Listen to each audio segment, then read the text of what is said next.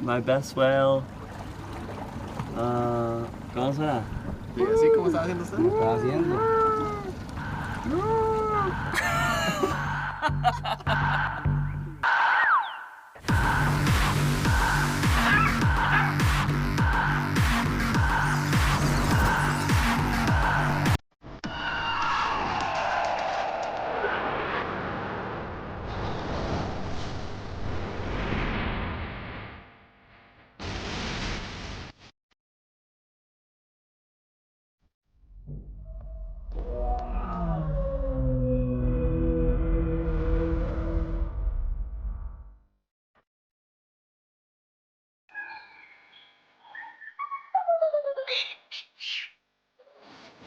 That was like Avatar Connection. Ich war als Profisurfer sehr erfolgreich. Es sei der glücklichste Tag im Leben, schrieb der 24. Holte Leon Glatzer ein wenig überraschend bei dem Dorf. Aber ich habe noch eine andere Leidenschaft. Ich liebe es, neue Wellen zu entdecken an Orten, an denen man sie nicht erwartet. Ich bin Leon Glatzer und ich reise zu den abgefahrensten Wellen der Welt.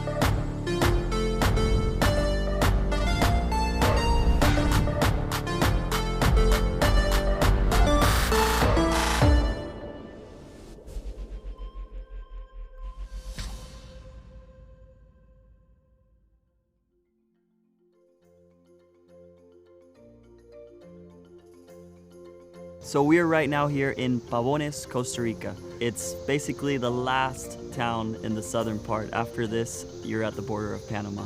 This is one of the most special places for me on planet Earth.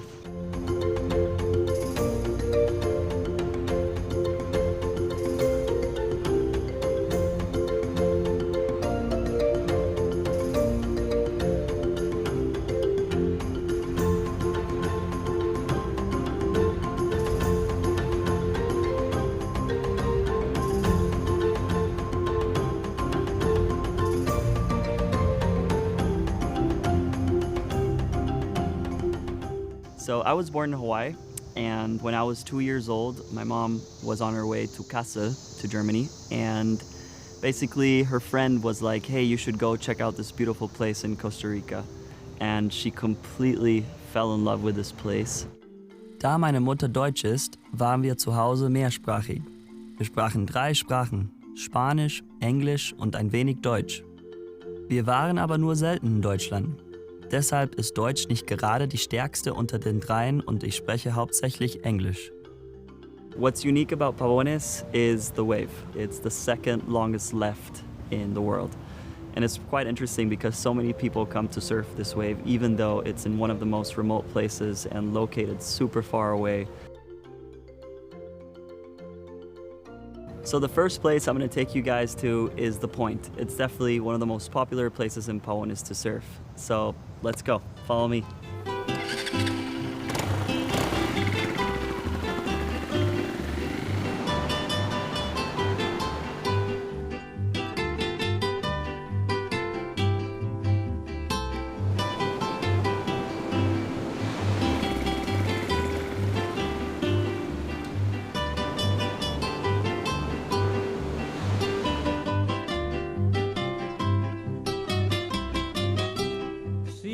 We're here at the Point, and as you can see behind me is the famous wave of Pavones. It consists of a wave that runs for about 1 kilometer long, and you can ride the wave for about 1 minute and 20 seconds, and that's a very long time to be on any wave. To your left is where we start the wave, and it runs all the way with 3 different types of sections.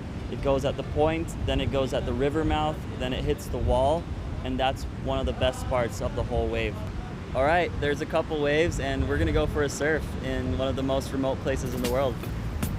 Out in the street, they call it murder.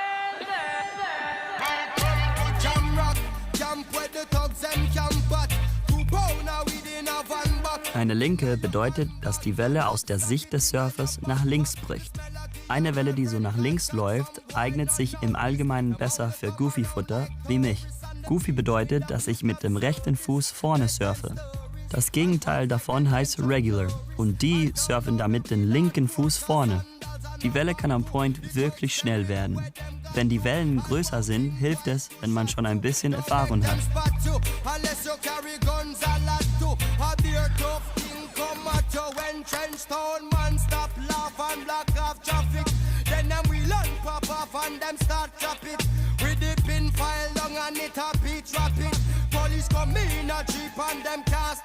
Die Länge und Konstanz der Welle in Pavones war absolut entscheidend dabei, meine Airs mit dem Board zu verbessern.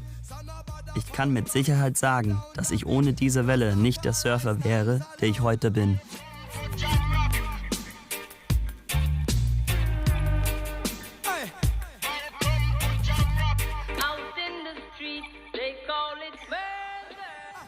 The wall is one of my favorite places because this is where the whole town meets after their work, after they do their things throughout the day, and everybody comes and watches the sunset there. And that's where the best part of the whole wave is. So all the surfers go, they'll catch a wave, come back to the wall, hang out, go back surfing. All the families are there, all the friends are there, and yeah, it's a beautiful place. Don't do nothing at all.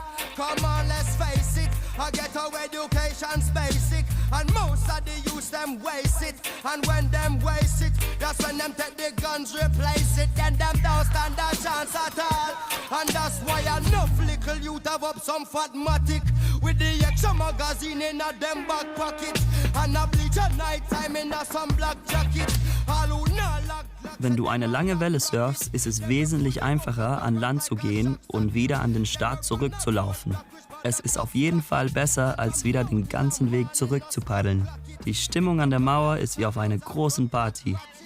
Die Welle in Pavones gehört weltweit zu meinen Favoriten. Für jeden Goofy-Footer ist diese Linke ein absolutes Highlight. Man sollte sie zumindest einmal im Leben gesurft haben. For me, growing up in Pavones has been very special. Especially because we are in such a remote place and how safe it is here. You grow up with, I don't know, a community of 500 people. In this town, we are all one big family. We all know each other and we all take care of each other in this family. At the age of 5, basically the whole town was showing me how to surf. And yeah, what's very unique about growing up here, there is no mailbox. Back in the day, there was no TV, no radio, no nothing, very little electricity. So we grew up with a lot of candles at night.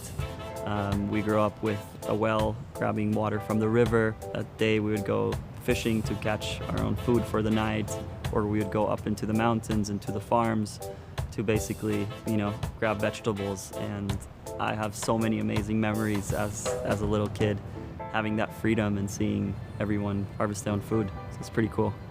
Wenn das Swell zu klein ist und nicht für die Welle in Pavones ausreicht, ist der nächste gute Spot ein kleines Dorf am Meer namens Punta Banco.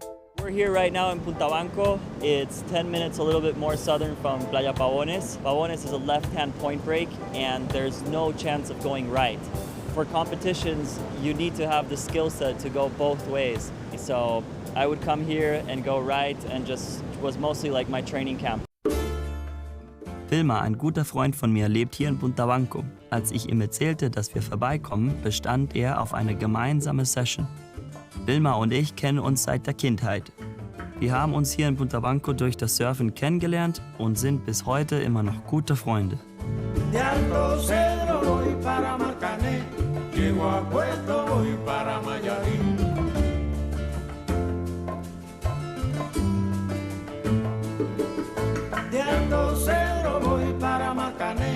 Llego a Puerto, voy para Mayarí.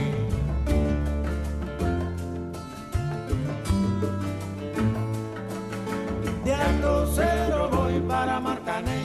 Llego a Puerto, voy para Mayarí. In Punta Banco kannst du entweder nach links oder nach rechts surfen, was wiederum perfekt ist, wenn du dir alle Möglichkeiten offen halten willst. Es ist auch der ideale Ort, wenn Pavones zu voll ist. So wie Wilma und ich heute kann man die Wellen manchmal ganz für sich haben. Das ist die Belohnung, wenn man sehr abgelegene Spots surft.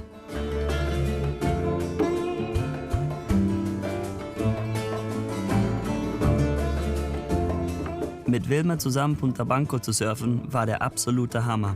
Die Wellen waren schön entspannt und wir konnten sogar einige davon zusammen surfen, was es noch besser gemacht hat. Was ich am Surfen besonders mag, ist dieses Gemeinschaftsgefühl. Wenn man stundenlang zusammen im Wasser verbringt, baut man natürlich eine starke Bindung auf. Und ehe man sich versieht, werden diese Leute deine besten Freunde. Das weiß ich auch an Pavones so sehr zu schätzen, diese enge, unterstützende Surf-Community, die wir hier haben. Es gibt noch einen anderen Ort, den ich unbedingt mit euch teilen möchte und der ist noch abgefahrener und wilder als die ersten beiden. So today we're going to go to a really cool place. We're going to go across the bay of Pavones to a place that's called Matapalo. This place is even a more remote place than Pavones, than Punta Banco. This place has absolutely no electricity. They all work on solar panels. And yeah, we're basically going into the deep, deep jungle of Costa Rica. For me, also Matapalo is always a really good place to train because the wave goes the opposite way than Pavones. Instead of a left-hand point break like in Pavones, it's a right-hand point break. So for training, for competitions, it was a really good place to get my repertoire. Um nach Matapalo zu gelangen, müssen wir den Golfo Dulce überqueren. Hierfür nehmen wir ein Fischerboot. Es gibt keine Fähre und mit dem Auto würde es zu lange dauern. Man müsste durch dichten Dschungel mit unbefestigten, teils schlammigen Waldwegen fahren. Wir haben also das Boot beladen und uns auf den Weg nach Matapalo gemacht.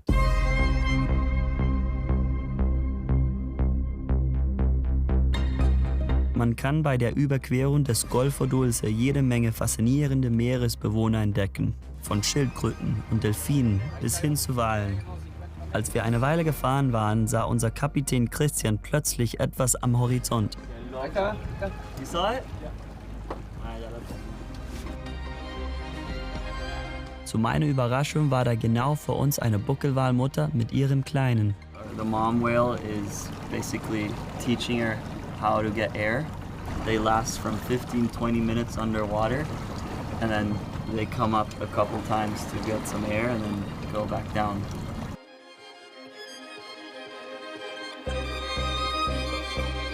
Das war komplett unerwartet und so atemberaubend. Solche Momente erinnern mich an den Zauber des Meeres, wie es dich immer wieder aufs Neue überraschen kann. Surfen und das Leben, das es mir ermöglicht hat, bedeuten für mich nicht nur Wellen. Es geht auch darum, Teil etwas Größerem, etwas Wildem und Unvorhersehbarem zu sein. Das Meer zeigt mir ständig, dass ich nur ein kleiner Teil dieser gewaltigen, wunderschönen Welt bin. Wow, holy shit. You see that, Matt? So gerne ich auch geblieben wäre, um die Buckelwale zu beobachten, es ist Zeit, einen alten Kumpel zu treffen, der in Matapalo auf uns wartet. So we just arrived to Matapalo right now with a really good friend of mine here, Scrappy.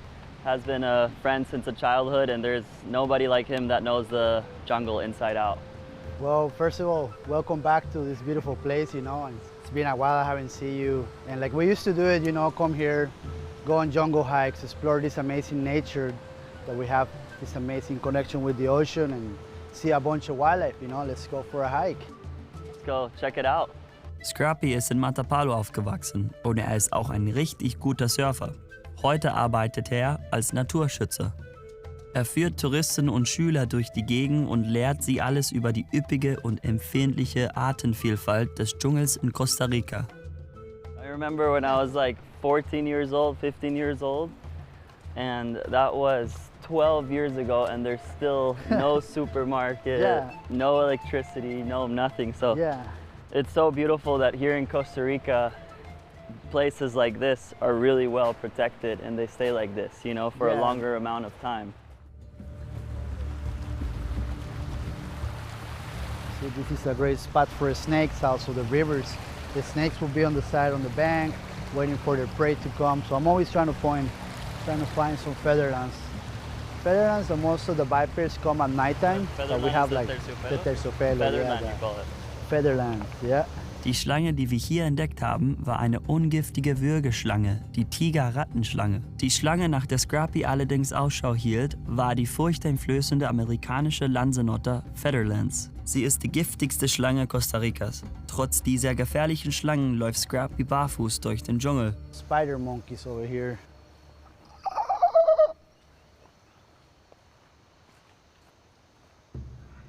And macaws. So we have about 3 different species of birds that are really important for the ecosystems, right? And on the side, we have the spider monkeys crossing on the canopy. And this one, I really like it, especially because it has the full prehensile tail. Yeah. It can hold on from that tail all the way. Use the tails more than anything, yeah? Also, it's missing the thumb, so I only have 4 fingers. It's really quick swinging from branches to branches. And it's the biggest species we have around here. This one has the baby, so usually the males are searching for danger, and if they see a threat, they start making all these weird noises. Right? There's another one on the top, looks like pregnant, and right now they're eating leaves and some other different bugs that comes out of the trees. Scrappy führt uns noch tiefer in den Dschungel, um uns mehr von dem einmaligen Artenreichtum der Osa-Halbinsel zu zeigen. Die Halbinsel, auf der Matapalo liegt, enthält 2–3% der gesamten Arten der Welt. Es gibt hier alleine 1000 Arten von Bäumen. Viele davon sind endemisch und kommen sonst nirgends auf der Welt vor. Wow. Hier in diesem Dschungel aufzuwachsen, hat mich auf verschiedene Arten beeinflusst, die ich erst wirklich wahrgenommen habe, als ich anfing zu reisen. Wenn ich in Europa bin, geht es um Städte, Kultur und Geschichte. Aber meine Heimat Costa Rica steht für die rohe Schönheit der Natur und ihre Schlichtheit. Der Dschungel hat mich gelehrt, mit der Erde in Einklang zu sein und dies zu schätzen. Wow, look at that thing. Dendrobatus arautus is called the poison dart frog. Wow. And it has neurotoxic poison. So it's really dangerous, but only if I digest it, right? This is the ones that is in Costa Rica. We have about 4 different species over here in Osa. There's one that is endemic. This one is also on the Caribbean side. How pretty it is. This one is a juvenile.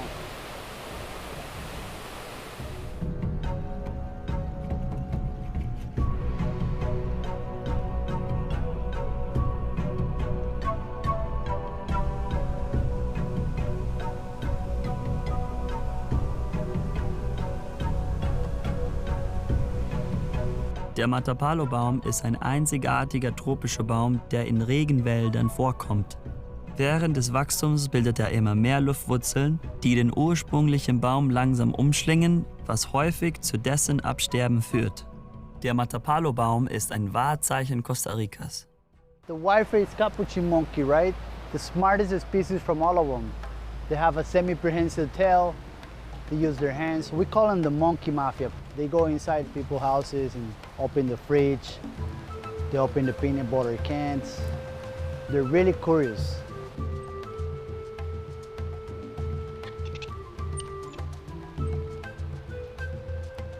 He looks pissed.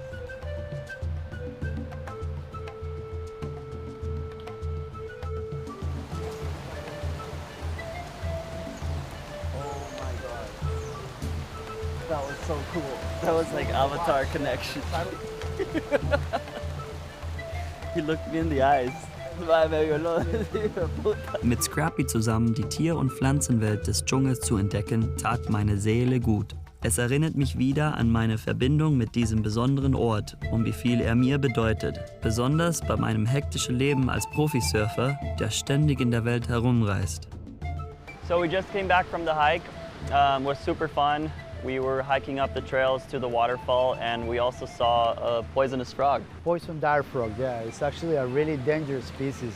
And now we're gonna go have some fun on the ocean.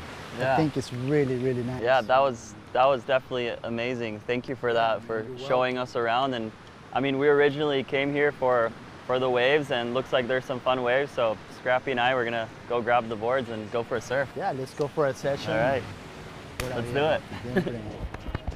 Get up in the morning, slaving for bread, sir, so that every mouth can be fed. Oh, Es gibt unterschiedliche Möglichkeiten in Matapalo zu surfen. Normalerweise ist es auch nicht voll, weil es einfach so schwer ist, überhaupt hierher zu kommen. Aber abgesehen vom Surfen ist vor allem die Landschaft absolut atemberaubend.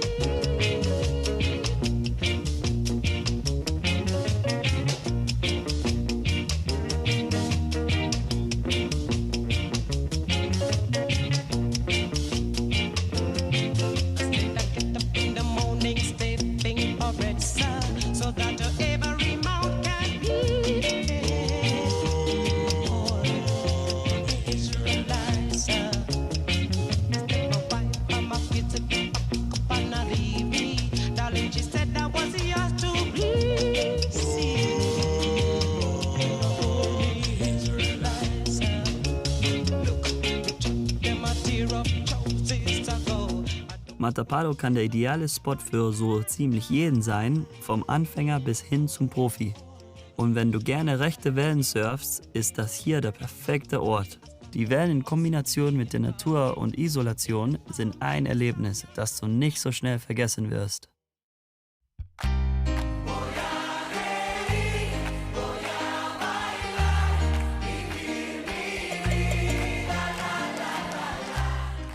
It was amazing showing you guys around Pavones. This town means so much to me. It's where I grew up since a little kid, and yeah, it has definitely brought a lot to me, you know, from surfing one of the most amazing waves in the world to going fishing, catching your own food, to going to the mountains, also getting your own vegetables and stuff. The community, they have been just one big family for me. Pavones has brought so much to me, has grounded me to earth definitely, but I feel now it's time to move on. I need to get closer to the German team. I need to go over to Europe, and yeah, there's a big life waiting for me there.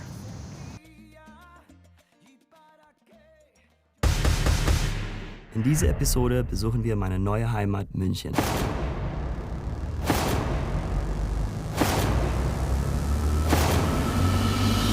Da ich aus dem Surfmecker Pavones komme, wundern sich bestimmt manche, was mich dazu bewegt hat, hierher zu ziehen. Ohne Meer in der Gegend würde man meinen, dass es hier keine surfbaren Wellen gibt. Aber das stimmt nicht. Lasst uns den spektakulären Surfspot München erkunden.